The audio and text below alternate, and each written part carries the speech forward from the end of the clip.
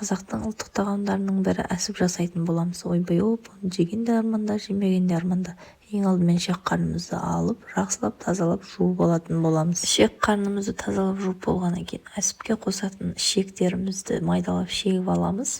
Одан кейін тұз, бұрыш, осындай дәмдеуіштерді қосамыз. Дағыны күрішімізді салып араластырып, үстінен қайнап тұрған ыстық суды құямыз. А то тоңып қала беретін болады. Осылай лайфхак қылып баклажканың басын кесіп кигізіп қойып қойсаңыздар өте ыңғайлы болады.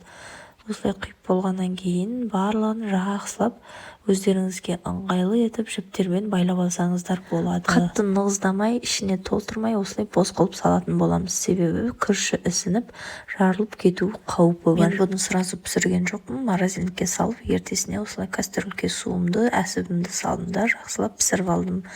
Осылай ісініп, өзі жиырылып қалатын болады. Бұл біздің Түркістанда хит тағамдардың бірі ғой. Түркістанда апалар сияқты әдемі қылып пісірмесем де, осылай үй жағдайында пісіріп отбасыма кешкі асқа ұсындым.